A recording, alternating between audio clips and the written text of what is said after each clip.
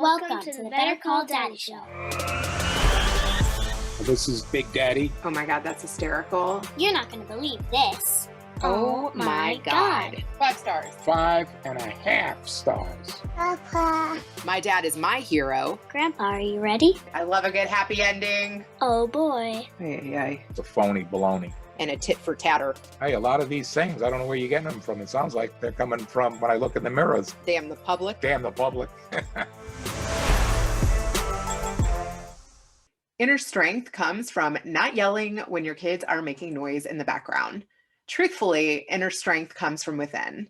Today, we are talking to Monica Sewell. She's a rowdy Jesus girl. Monica, welcome. Oh my God. So it has been longer than I realized since we talked. Yeah, it's really been a minute. Everything was happening all at once, really from the start of 2020 all the way up until about May. And, it was a whirlwind. And at that season, I was coaching part-time, meeting people on LinkedIn, just telling my story, putting, you were one of those people, and things just started to come my way, podcasts and this or that, and clients and all of this. And then here comes COVID. And I think when COVID came, it was an opportunity for all of us to do sort of a hard reset. And I was one of those. And so in May, the company I had been working for, they did a mass layoff, and I was a part of it. And I'm going to say this, and I know a lot of people are like, ugh, but listen, I really believe that some of us stronger than others have sort of what we would say in the church, an anointing. We know, we have a knowing that things are coming to an end. And I just felt that. I felt it was coming. I was very gracious. And even though they've asked me to come back, I just kind of knew that it was time to move on, that season and that chapter had closed. And so it was a blessing because that happened at the top of May. And then less than 35 days later, my father died. I'm his only daughter, and he wasn't in my life a lot, right? And he was kind of in and out. And honestly, that did more damage, I think, than anything, because you kind of get used to someone and then they leave. And then it was a difficult thing to go through. But I think that when you grow up without a father in your life, you kind of mourn him already, right? So it's just kind of, you've already kind of gotten through that. You've gotten through the forgiveness process. At least that was my story. And then my sons and I have 2 boys, who I homeschool, and we had been living in a house and it was being sold. And so all of this is happening in 90 days. It's like boom, boom, boom, boom, boom. And I was like, we're going to take a life pause. We're not going to respond to anything. We're not doing anything. We literally need to breathe. And I'm going to tell you, Raina, it's the number one thing I recommend to my clients, simply because it allows you to think. And I realized that ever since I was 16, I'm now 37, I had never even stopped to really just pause and think. It's always go, go, go, go, go, get the real estate license, get this certification, get this, da, da, da, da, put yourself through college, blah, blah, blah, blah, blah, blah, blah, blah. I've been a mom since I was 21. So it's just like, go, go, go, go, go. And I literally kind of broke down and said, I have never rested before. What is this? So that's what I had been doing, and just really thinking about how I want it to be, because who you be is greater than what you do. So I just really wanted to come back to Monica, kind of cut off a lot of not toxic relationships, but relationships that weren't going to take me to the next level of just peace and rest, and just, really showing up authentically and being able to unleash. And I didn't have this corporate shield over me. Like now I can just that's some bullshit, you know what I mean? And then just relaunching who I am, which is just a purpose coach, and just helping people to figure out why they were born, figure out their unique talents and gifts, and then walk that out so that we can leave a lasting legacy. That's who you be, That's huh? who I be, huh? Yes. See, I knew you would get it. I love it.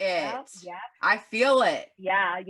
I made a conscious decision that I just wasn't going to show up in the world talking about politics, talking about my skin color. I wasn't going to show up doing any of that, because I can tell you this, that, who Monica is doesn't need sort of an adjective attached to it. And I get it. I'm not diminishing anyone else's story. And I honor and respect everyone who has a story to tell attached to that. But that's just not me. I've always been able to walk into a room and dominate it because I'm good. And so that's what I kind of coach to, that God is giving you these unique talents, these unique skills, these unique abilities, and it surpasses any other thing that society may place on you, and that you can come out of that when you know that, because there's a confidence that comes. Like, I know nobody's going to out coach me. I really know that I am the best coach, especially for female founders and CEOs and executives, and especially if you're a Christian, one of those, because I know that that's my call. That's why I'm here. And when you know that, you don't care if other people want to be like, oh my gosh, she's a Black female. That's cool. But I don't show up that way. I show up as the king's kid. That's how we roll. So that's kind of the way that I coach. And, you know, I think that coming out of 2020 with that mindset has allowed me to walk into this season now saying, listen, you're so special. Like, let's be about that and not any of those other things. So welcome to Life with Monica.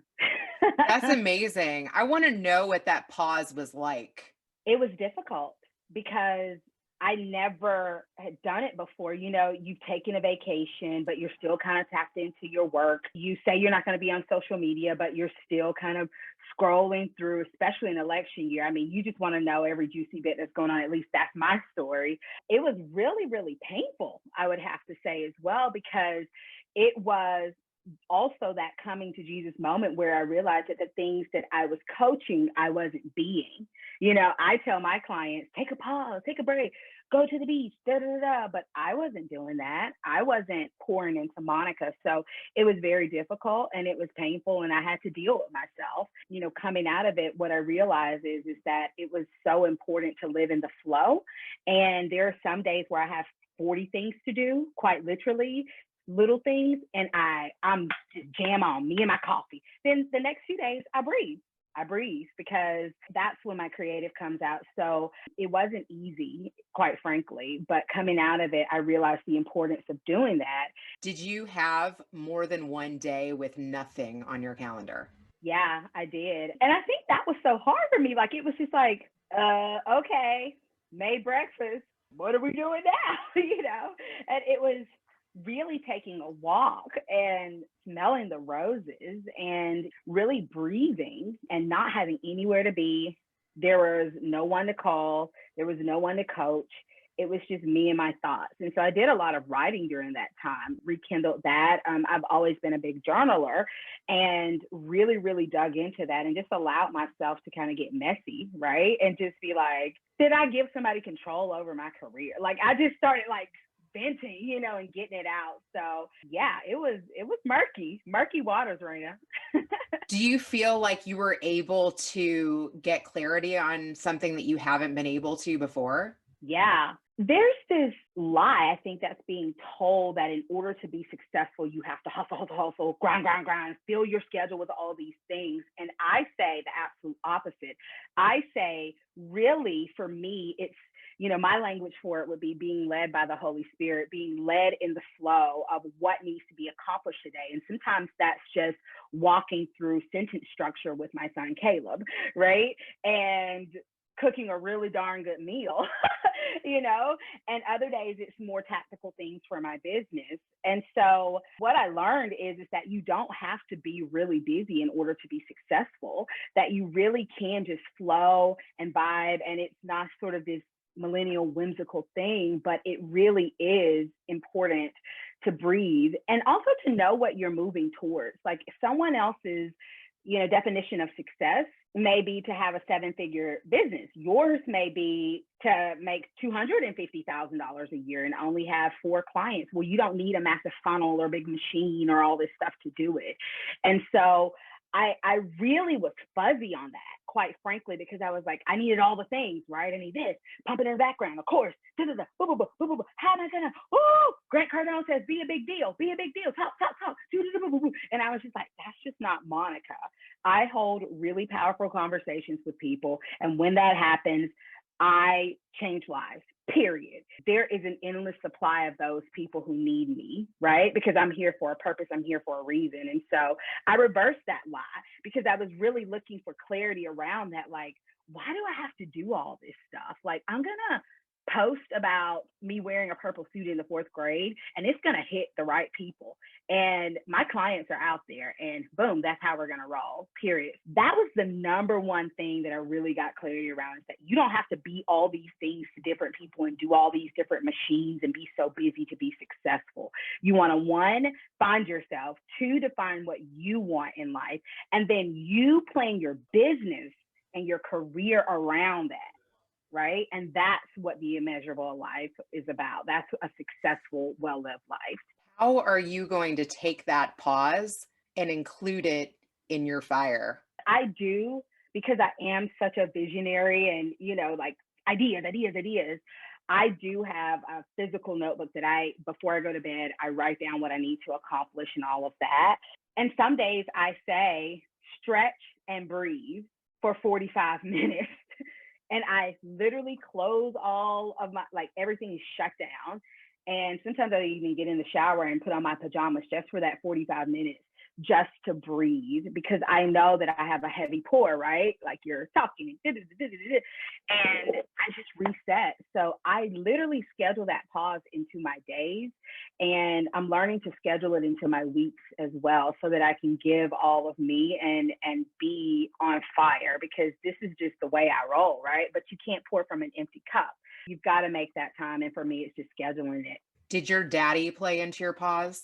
Yes, because I was so grieved that, you start thinking about all those memories. I just remember some of the things he used to say, and just like, he called me, my middle name is Sheree, and he called me Monica Sewell, and he was a really great cook. And I was grieved that he didn't show up fully who he was supposed to be in life, and that nobody really knew about him. He didn't live a legendary life. And I'm not talking about a life with his name on a billboard, but he just didn't decide to be great. It made me say, like, okay, what do I want my sons to always say about me? And just really get clear on just my pillars in life, my bright lines, and how I was going to live like a really powerful life. Girl, I am the comeback bounce back queen. Okay. I've been through some stuff. Okay. I know I don't look like it. I want to know about that stuff. I'm so intrigued because I love your fire and I feel it so much. How did you get there? The Bible talks about we have gifts, right? And a lot of us have, an extra measure of faith, for example. I'm on that line. Like, I just know, like, I will be crying about something, but I'm like, God is going to come through, and he does. There are some of us who have an extra measure of something, and I know that I have it. But to be honest with you, I would say the resilience piece is a skill set, and you can learn to bounce back from anything. And so my story has been, we think about Moses, right, who did all these incredible things for God. He did all of these powerful things, and God really used him, right? He led his people out of Egypt. He stood up for his people. He was, like the first judge. We saw frogs jumping out, plagues. And I mean, God really used him. God gave him the 10 Commandments, which is still a guide for our life today. And yet, when Moses died, the Bible says, and then Moses died, and that was it, right? And it was, you've got 30 days to mourn Moses, Israelites, because Joshua and Caleb, I need them to go to the promised land. And so I've always just had that mentality, like, you have a set amount of time to grieve this, and then we're on, and it's not that you're gonna not think about it and be like, wow, remember it, but you getting laid off. I remember I got laid off, and I was talking to a coworker. It happened on a Wednesday, and I told her, she was really grieved about it. She had also been laid off, and I said, girl, I'm not thinking about this past Sunday. Like, this is done for me. Like, this is done for me. Like, it's done. It's over. I'm not talking to anybody else from my company. They're all reaching out. And I was just like, this is done. And I think what it is you give yourself a set amount of time to grieve, because here's what. You can't manage time. You can manage your activities around the time. And so if you say, all right, that was really crappy. That person broke my heart. They fired me. They laid me off. Whatever is going on in life, whatever it is, you can bounce back, but you have to give yourself a set amount of time to grieve that thing. And then we need to spring into action, right? We need to figure out what we're going to do to replace the house. We need to figure out what we're going to do to launch the business or go back to work. And then we have to keep it moving.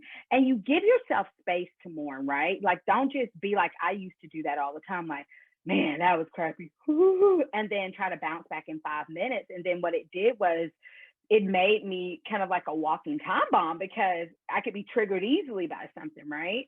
And so now I just really give myself time to grieve it. Like, if there's someone who is walking out of my life, then I let them leave. I don't chase them, and I grieve it, and I say, wow, they're incredible. And because I believe that God has something special for every person on the earth, I just bless them and I move on. The key to the comeback, the first step is to really give yourself permission to grieve. And then 2, you're going to give yourself a set time to grieve. And then once you do that, then you can start planning what your next moves are. Did you have like a grief counselor or someone that you could lean on? No, I didn't. I didn't. And I recommend it. And listen, I'm not trying to be superwoman here, but I do believe, and I know a lot of coaches are going to get triggered when I say this, I do believe in self-coaching. And I do believe that, that you are able to heal and move on your own.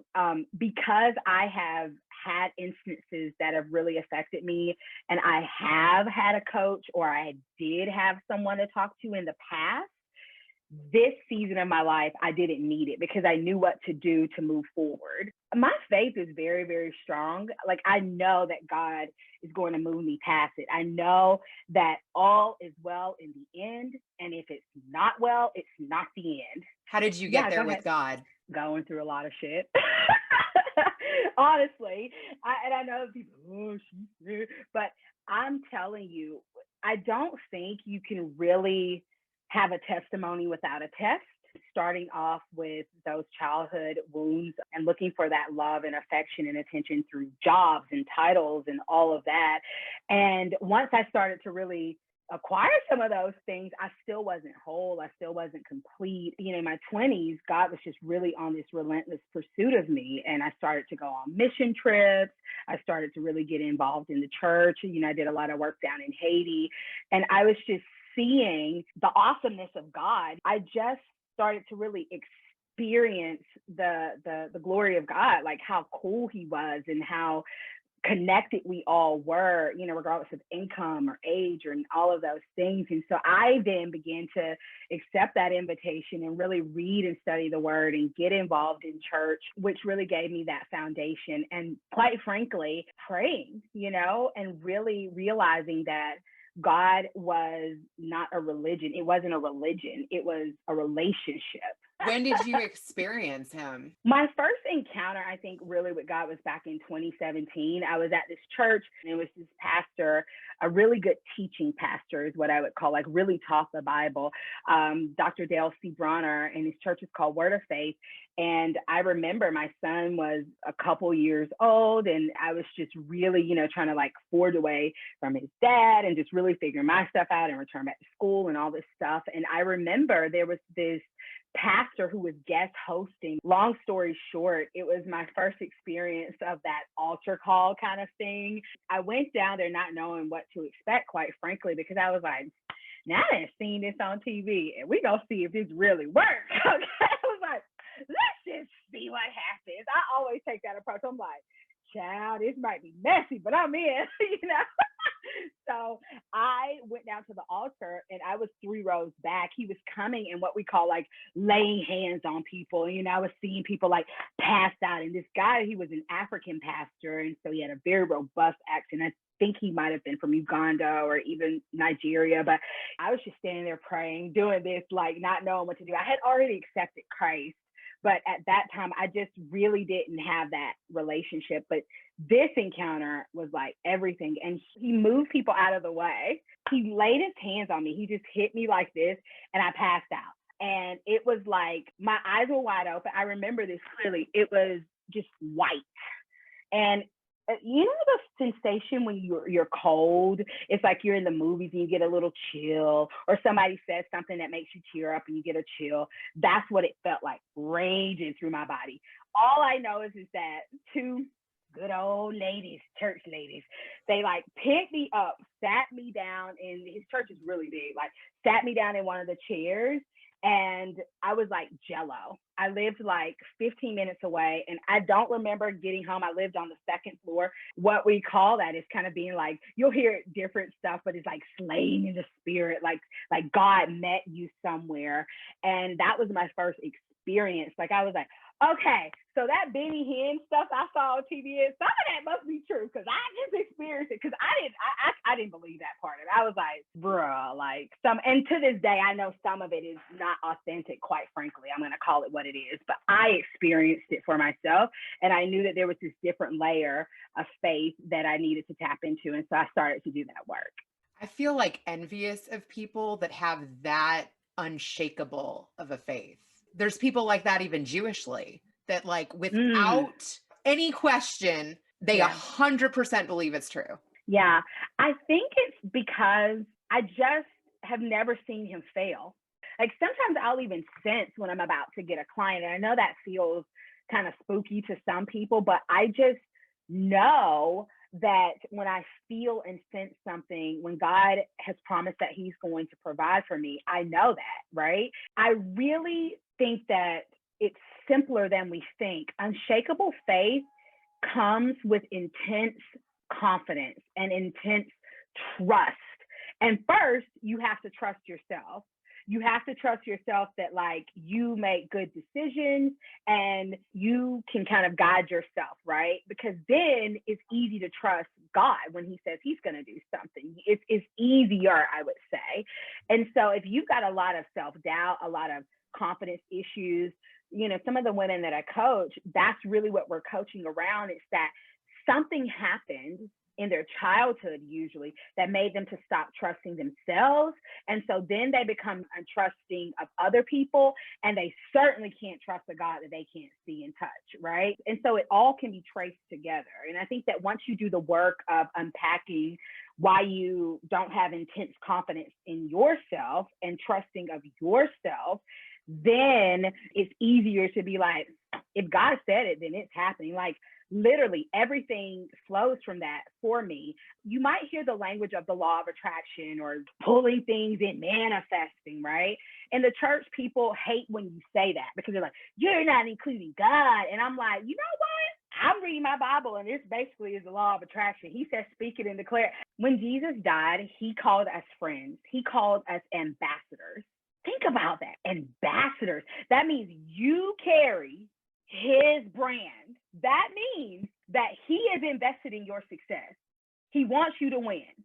So you got to get out of your own way and decide whatever that is. When you get to that place, again, of knowing that you are an ambassador and knowing that you have a purpose here, it's going to look different than everybody else's. You can walk into that and just really start listening to those small voices like, you know, I'm not going to build a super funnel. I'm going to show up. I'm going to tell my story. I'm going to be really authentic. And I'm not going to be climbing some corporate ladder. I'm going to be at home homeschooling my kids, making sure that they're not busting in windows if another riot comes. Hello. And I know that's unpopular, but let me tell you something. It matters. Okay. It matters that you raise your children well, women.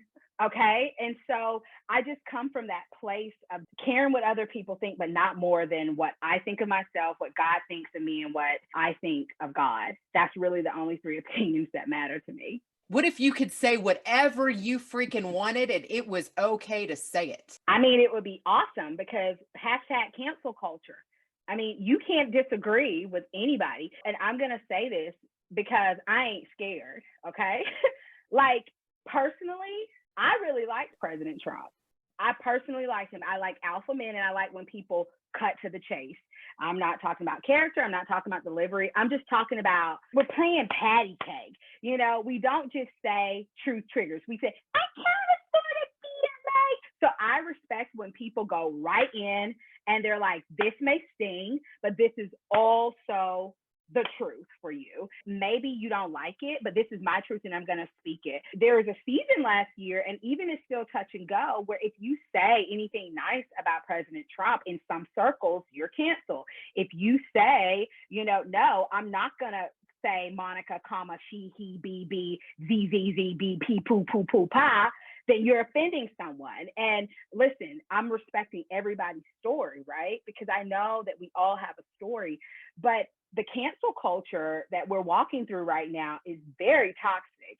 And unfortunately, it's not okay for you to just say whatever you want. You have to know how you want to show up in the world. And that's why I don't talk about those things. I just move from a place of love. You come from a place of showing up, pouring your gifts and talents in, loving people, and you trust God to meet them where they are. And that's how I roll. Girl, you just keep being the bridge. That's it. Because you know what? That is everywhere. That's in the synagogues too. Right? The ones that are wearing the black and white and praying 3 times a day. And there is all kinds of stuff happening in that community too. There it is. If we really, and now I'm getting those chills because I just know, like, I feel the presence of the Lord as I even say this. If we just would focus on the core simplicity of the message of what we really should be doing, like really love people. Like that's the key. Them. Like it is love the key. them. It is the key. Just love your haters too. Yeah. Listen, I love a wish hater. them well, man. Wish them well. Bless them. I read on LinkedIn. You can turn a hater around. You can make a hater your biggest cheerleader. I'm telling you what, whenever I post anything about like rowdy people, like I posted, a little bit ago, like how I love how Kanye West says, I don't take advice from people less successful than me. People were so triggered by that. Like half people loved it, and then people started to, Kanye West is, I don't think you should be subscribing yourself.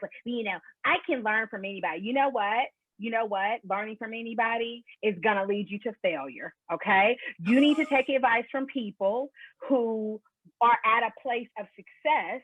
Why are you wasting time taking advice from your mama and your cousin and all of them? They don't want to be a millionaire so they can leave a legacy. They don't want to be the first one to get a PhD or whatever it is that you're shooting for. So why are you taking their advice? And I stand firm. Be dismissed. Like, listen, it's okay to scroll and not comment on everything. 100%. You know what I'm saying? And so this season is about who I be and showing up authentically and being okay that means some people are going to be pissed off, especially Christians. They love to comment on my stuff. I posted something recently on LinkedIn and I said, I can't think of anything more offensive to God than being something that you're not. A super Christian posted lies. They wrote lies, period. Lies, period. Sin is the most offensive thing to God.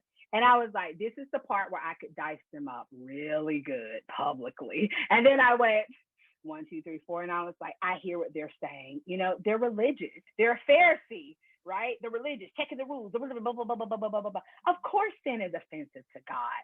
But isn't it true that when you sin, you are out of character? You are being something that you're not, because your nature should be. So like, I can break this down to you. Don't let the cuteness and the jolliness fool you. I can break the word down. Okay. But we are souls, and our souls don't want to sin.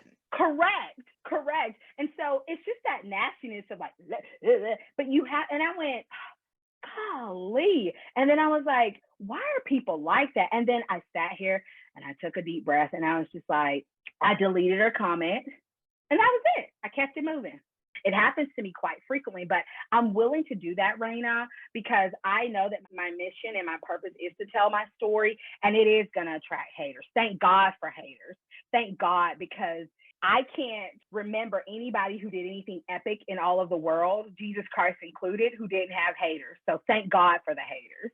You know what? If you're only getting pleasantries, then it's fluff. It is fluff, and you're people pleasing. And my son Jalen, who just turned 16, and he's on course to graduate this year at 16. He speaks Japanese and everything. And I tell him all the time, you are going to piss people off when you really start being who you be, because Here's the thing. So many of us are just people pleasing, that you operate from a place of people pleasing or putting up lots of walls because you're afraid of getting rejected either way. And that's not healthy, because what you do is you really mask yourself for years and years and years until one day you just go off on somebody. And then people are like, what's wrong with Raina? Oh, she didn't change. No, Raina been rowdy. And Raina been scared, and now she done finally did some work on herself, and she gonna tell it like it is, right? And I see that a lot, you know, on LinkedIn, and I keep talking about LinkedIn because that's primarily where I am and also where we met. But like, people are just really regurgitating the same things over and over and over. Be strong enough to go against the grain. It's just like everybody's like, you are enough. Be kind. You are enough. You know what I said? I said, no, you're not enough. You know why? Jesus. If you were enough, you wouldn't need a savior. You matter. You matter. I absolutely subscribe to that. But honey, you cannot walk this life alone. And I don't care who's trying to tell you differently. You cannot. There is a savior. His name is Jesus. And you will figure that out. But you are not enough. And be kind. Yes, absolutely. We should be kind. But there are some times you got to put bass in your voice, okay? There are some times that you've got to stand and defend yourself and stand and defend your land, right, so to speak. And sometimes it requires an AK-47. So let's not make a society of betas, a society of people who don't want to say what they need to say and be who they need to be in season. Anger and rowdy, that's a natural emotion. And we're telling people to pipe down. Well, I say we need to turn up. We need to turn up for why we're here. Again, triggered by my father's death. We need to show up fully so that we meant something to someone. I don't care if it's the kids at the community center around the corner. I don't care if it's just, you know, all these people who like to dress up in costumes who you're spreading joy and showing up authentically and consistently for. We need to be about our Father's business.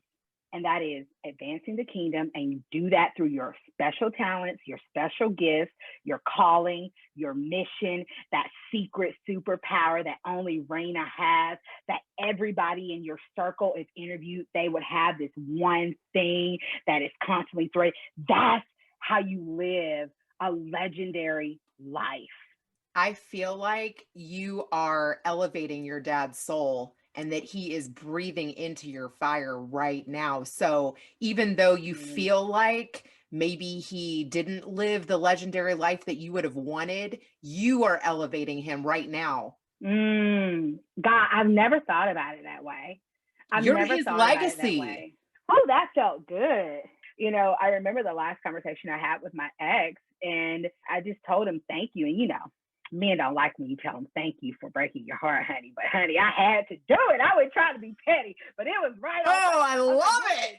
Listen, I said, I just want to thank you. Like, I literally flew to another country to see him and meet him. It was 3 years after our breakup. And I said, I just want to thank you, like, who I've become. Had you not broken my heart, like, I would have just been so like all about you, and now I'm so all about God, and it's allowed me to like transform lives, and I just want to thank you. And he was just like, you know, honey, he didn't like it, but I had to tell him because I needed to release that, right? Like thank you so much. So when you are a good girl and you have done things right, so I know breakups are messy, but walk out of things lovely. And when you do things right, trust me when I tell you, they will get what is coming to you. You don't have to put that energy out. And so here we go, girls. 2021, this decade is just going to be so amazing. All I want to do is help people to know that they know why they were born. That's kind of what the Purpose Coach is about. I love it. Is there anything you want to ask my daddy? What advice would you give for women who have grown up without a dad in their life? How can they show up powerfully? Because I believe that dads are really important. What would you say to those girls who are healing from abandonment issues, so to speak, you know, from not having a father in their life? What would that sound like? That's a really great question. If you were not supposed to be here, you would have been promoted to heaven in your sleep last night, my friend. So today that you wake up and you're breathing, I don't care what faith you're from, what you believe. If you woke up today, there's something else for you to do on the earth. So get about your business of doing that in the earth so that we can all be blessed by your amazing love for fashion, your amazing podcasting, your gorgeous flower bouquets that you're known for. You matter. You matter. So much so that somebody sent their son to die for you. And if that ain't the language for you, you matter to somebody. Somebody needs what you got. So that's the message that I'm coming from. It's what the Purpose Coach is about. I believe that when people know why they're here on the earth, they move differently and they become indestructible. They become so powerful in the earth, and we all benefit from it, right? We all benefit from it. So you need a whole that freaking is my community.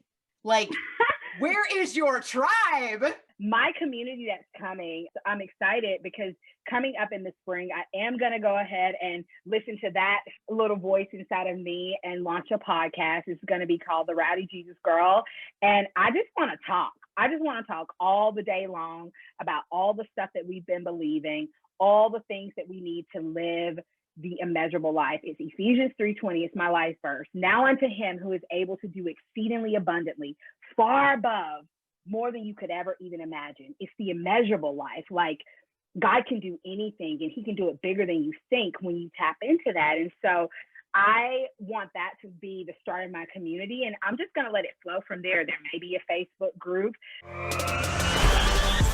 Thanks for listening to the Better Call Daddy Show. Now you can subscribe on Apple Podcasts, Google Play, Spotify, iHeartRadio, and TuneIn. If you've enjoyed this episode of the Better Call Daddy Show, please feel free to review it at ratethispodcast.com/BetterCallDaddy. Add Better Call Daddy Podcast on IG at Rena Friedman Watts on LinkedIn.com.